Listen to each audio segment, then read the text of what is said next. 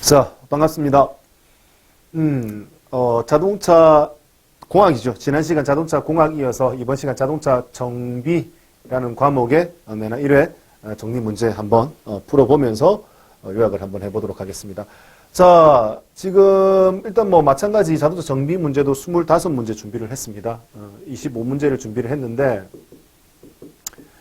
이 문제 역시 문제지는 지난 공학 문제 올려드렸던 그 링크를 한 번 더 아래쪽에 걸어놓도록 하겠습니다. 그래서 제 개인 블로그 쪽으로 들어오시면 되겠고, 뭐 한 번 더 이렇게 간단하게 설명을 드리자면은 뭐 유튜브 들어오시게 되면 유튜브라든지 요 내용 들어오시게 되면 여기 제목이 있을 거예요. 이렇게 제목 있는 부분에 보면 이렇게 커서로 이렇게 아래쪽으로 이렇게 내리는 커서가 있을 겁니다. 그래서 아래쪽으로 내리는 커서를 클릭하시게 되면은 여기 있는 링크 주소창이 나오니까 그 주소창 클릭하시게 되면은 손쉽게 내용을 다운받으실 수 있으니 그거 참고해서 문제를 활용을 하시면 좋겠고요.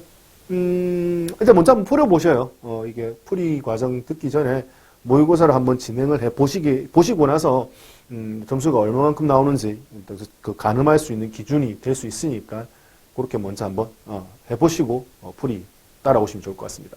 자, 마찬가지 25문제니까 원래 시험 칠 때 문제당 1분씩 주어지는데 중요한 거는 우리 OMR 그 카드 마킹하는 시간 있잖아요. 그래서 그런 시간 조금 세이브하기 위해서는 또 국어가 또 지문이 많잖아요. 상대적으로. 그래서 적어도 한 20분? 아까 지난 시간에도 말씀드렸지만 본인 나름대로 17분에서 20분 정도 시간 카운터를 해 놓으시고 일단 문제를 딱 푸는 연습을 해 주시면 좋을 것 같습니다. 그래서 그런 것들을 자꾸 연습을 해 놓으셔야지 실전에 딱 가서도 그 시간만큼 문제를 풀어낼 수 있게끔 몸이 이제 기억하고 있으니까 응대가 가능하시다라는 겁니다. 자, 지금 뭐 모의고사 문제 25문제 이렇게 정비 문제 보시면 알겠지만 기존에 이제 우리 과거의 기출문제에서 봤던 내용들 그 기출문제에서 보시게 되면은 자동차 정비 과목이라고 타이틀은 달고 있지만 좀 애매한 것들이 있어요. 문제 이거 공학에 넣기도 애매하고 정비에 넣기도 애매하는 문제들이 대거 뭐 공학과 정비에 포함되는 경우도 있습니다. 그래서 그런 부분은 우리 뭐 기본서 학습했을 때나 뭐 모의고사 관련돼서 이제 그 관련된 내용을 풀이했다든지 아니면 기출문제 모의고사 이거 기본서 내용과 관련돼서는 충분히 연습을 많이 했으니까 이제 실제 이제 우리 기본서 내용 학습하시면서 조금 빠졌던 것들 있잖아요. 조금 빠졌던 부분에 대해서 정비 좀 난이도 변별력 있는 것들에 대해서 이번에 좀 특히 더 포커스를 맞춰서 준비를 했다 이렇게 봐주시면 좋을 것 같습니다. 자, 그리고 이제 실제 이제 이 지금 정비와 관련된 내용이 이번에 필기시험 준비하는 데만 쓰이는 것이 아니라 나중에 여러분들이 필기시험 합격하시게 되면 이제 면접을 보잖아요. 면접 시험 볼 때 이제 면접관이 질문을 하게 되는데 기존에 여러분들이 알고 있던 뭐 그 공무원 시험의 면접하고는 조금 달라요. 얘는 이제 우리 군무원이라고 해서요. 실제 이제 자동차 그 차량이죠. 차량을 정비하고 전차를 정비해야 되는 실무 쪽에 일을 해야 하다 보니 면접의 질문에 실무 정비와 관련된 내용들이 굉장히 많이 대거 포함이 되어 있습니다. 뭐 올해는 뽑는 인원이 많기 때문에 어떻게 진행이 될지 모르겠지만 작년까지 보통 그 필기 합격자를 내는 기준의 1.3에서 1.5배수를 필기를 합격을 시킵니다. 실제 총 뽑는 인원에. 그래서 나머지 면접에서 대거 탈락을 시켰거든요. 그만큼 면접의 비중이 좀 크다라고 보시면 되겠습니다. 근데 올해는 워낙 뭐 뽑는 인원이 많기 때문에 어떻게 변화가 될지는 모르겠지만 일단은 그만큼 면접의 비중도 크다. 그래서 그 면접의 비중과 관련된 내용도 일부 포함이 되고 있으니까 물론 뭐 1차적으로 필기시험 준비도 되겠지만 더 나아가서 뭐까지 면접시험 준비까지 될 수 있다라고 보시면 좋겠습니다.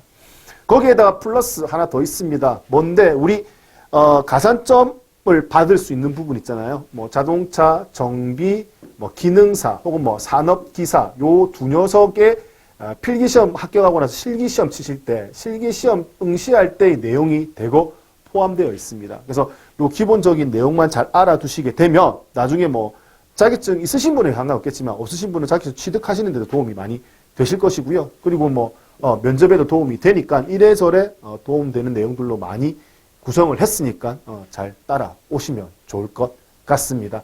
자, 그러면 이제 뭐 소두가 좀 길었다 그죠? 자, 실제 이제 문제 내용 풀이하면서 이야기를 해보도록 하지요. 자, 1번입니다. 버니어 캘리퍼스라고 하는 측정 공구에 대해서 이야기를 할 겁니다. 자, 이 버니어 캘리퍼스라는 녀석은 뭐 산업 현장, 뭐 실무해 보신 분들은 한 번씩은 접해 보실 수가 있을 법한 공구인데, 우리가 일반 자에서 잴 수 있는 거는 우리 뭐 자에서 뭐 몇 미리 뭐까지 보통 얘기를 많이 하잖아요. 뭐 20cm, 뭐 20cm, 30cm, 뭐 자, 센티미터 이렇게 얘기 많이 하는데, 그 30cm, 2cm 자 이렇게 얘기하는 거에서 어떻게 디테일하게 쪼개가지고 우리 미리미터까지 나타낼 수 있는 건 알잖아요. 일반 자에서. 그래서 몇 미리미터까지는 잴 수 있는데 그거보다 조금 더 디테일하게 측정하고 싶을 때 어느 걸 쓰느냐? 이런 버니어 캘리퍼스를 쓸 수 있다라고 보시면 되겠습니다. 그러면 디테일한 정도를 얼마까지 디테일하게 잴 수 있는데, 자, 우리가 일반 자에서 얘기했던 1mm의 개념 있잖아요. 이 자에서 한 칸. 이 1mm 개념을 여기 아래쪽에 보시면 알겠지만 뭐 10개의 눈금, 큰 눈금을 하나 더 잘라서 총 20개의 눈금으로 나누어 놓았습니다. 즉 결론은 이렇습니다.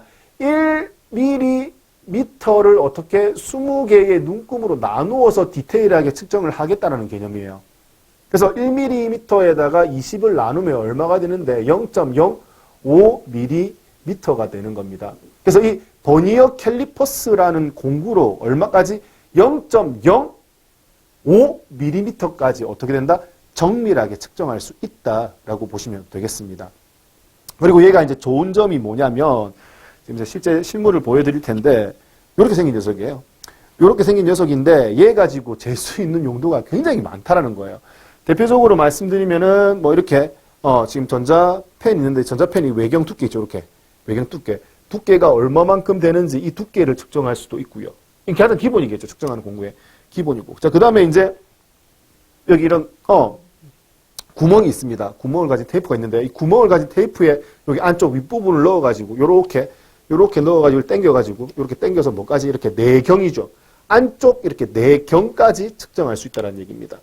거기에다가 그것도 끝나는 게 아니에요. 요게 이제 이런 테이프를 평평한 곳에 놓고요. 평평한 곳에 놓고 어떻게 하느냐. 요렇게 뒷부분에 얘를 자를 움직이게 되면 이 아래쪽에 이게 이제 어미자, 우리 메인이 되는 자를 어미자, 여기 움직이는 자를 아들자라고 보시면 되겠어요. 그래서 아들자를 움직여보면 여기 심이 나왔다 들어갔다는 게 보이시죠?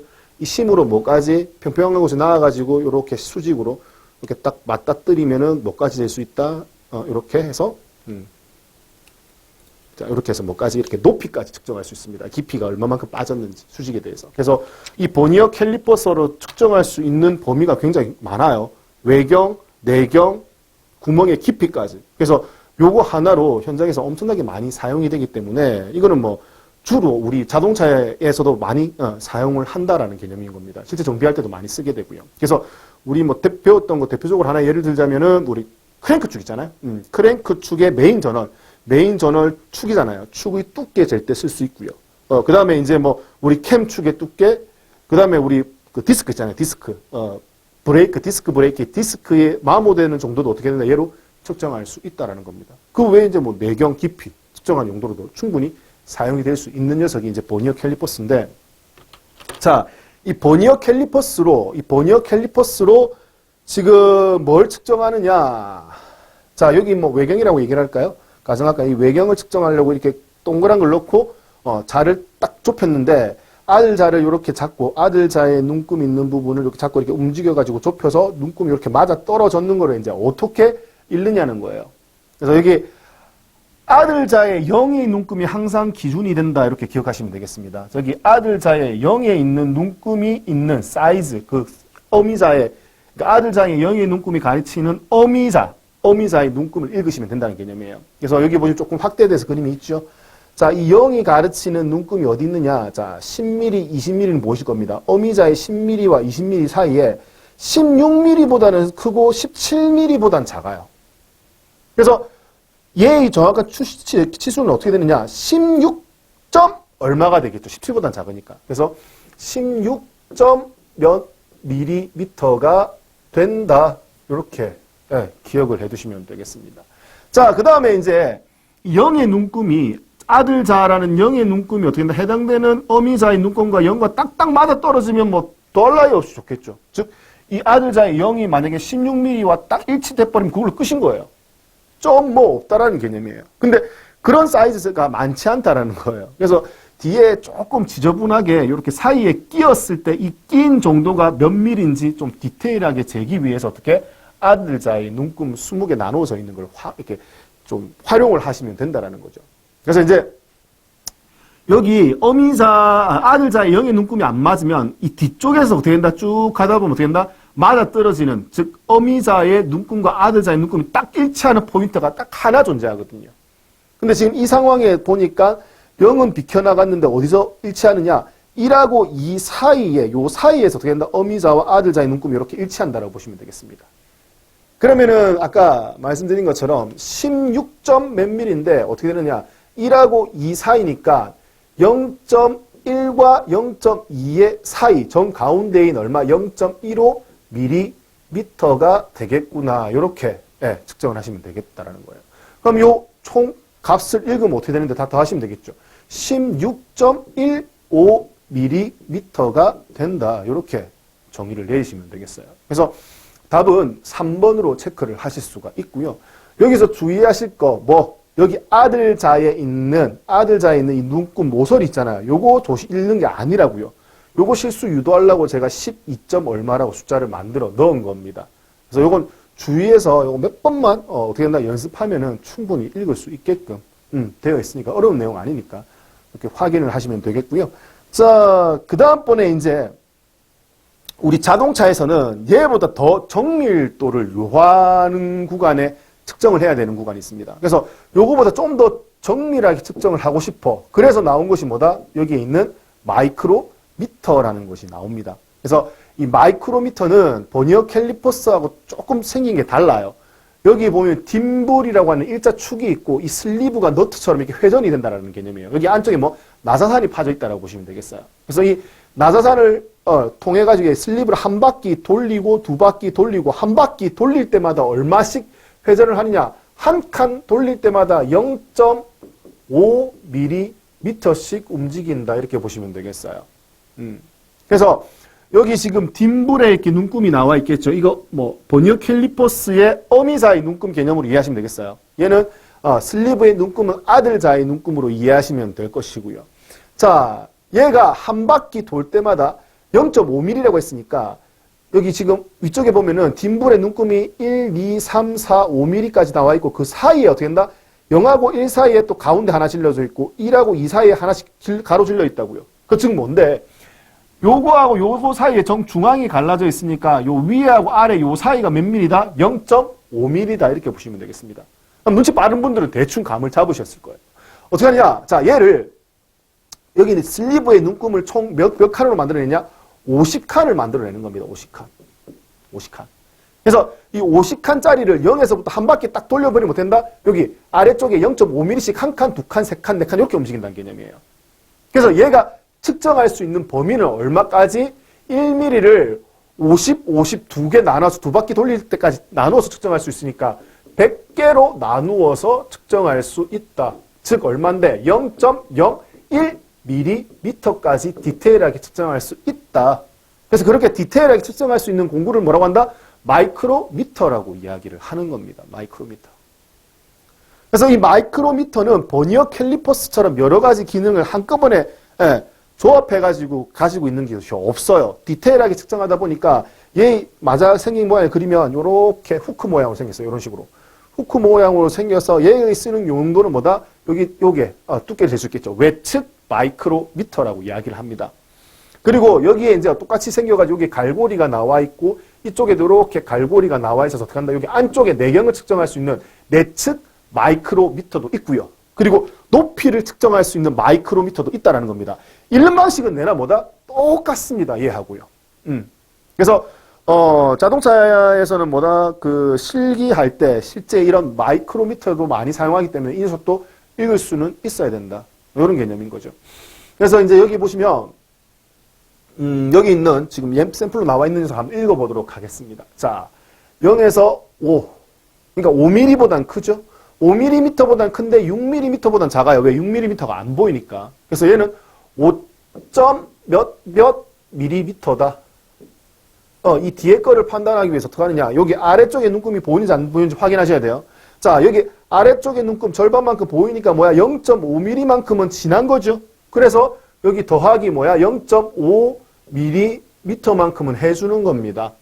거기에 이제 0.5와 6 사이에, 그죠? 6mm와, 정확하게 5.5mm와 6mm 사이에 이 딤불에, 슬리브에 있는 눈금이 여기 메인 요 라인과 일치를 하기 때문에 요 일치되는 라인의 숫자를 읽어주시면 된다는 거죠.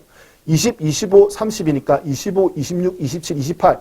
요 일치되는 라인이 얼마다? 28이 되겠네요. 한 칸이 얼마인데? 100분의 1, 0.01mm니까 얘 28칸이 움직였다는 얘기는 얘는 얼마다? 0.28mm다. 이렇게 되는 겁니다. 그래서 이제 얘를 더하게 되면 5mm에 7mm에 8mm가 되니까 총 얼마다? 5.78mm가 된다. 이런 개념인 거예요. 좀 어렵죠. 근데 이제 이게 안 나오면 다행인데 우리 뭐 과거에 기출문제에 토인 게이지 잃는 문제가 나왔었거든요. 그래서 이것도 충분히 나올 수 있다라고 판단하에 제가 정리를 해드리는 거니까 한 번만 보면은 일단 문제를 한 번 보고 이렇게 읽는 거구나 감을 잡아놓으면 문제 봤을 때 접근할 수 있는데 이거 아예 못 보면 안 봤으면은 접근을 못하는 문제이기 때문에 높아심에서 하나 좀 챙겨드렸습니다. 그래서 앞에 보셨던 버니어 캘리퍼스 그리고 여기 보셨던 마이크로미터 요거 읽는 방법 그리고 얼마만큼 측정할 수 있는지 또 주로 어디에 사용되는지 이런 것들은 알고 계셔야 한다는 겁니다. 우리 이론 기본서 공부하면서 많이 얘기가 나왔었어요. 실린더 내경을 측정을 할 때 텔레스코핑 게이지와 외측 마이크로미터 얘가 이제 외측 마이크로미터가 되는 겁니다. 그래서 방금 말씀드렸던 100분의 1mm까지 측정을 할 수 있다. 이 부분도 같이 좀 챙겨두시면 좋겠네요.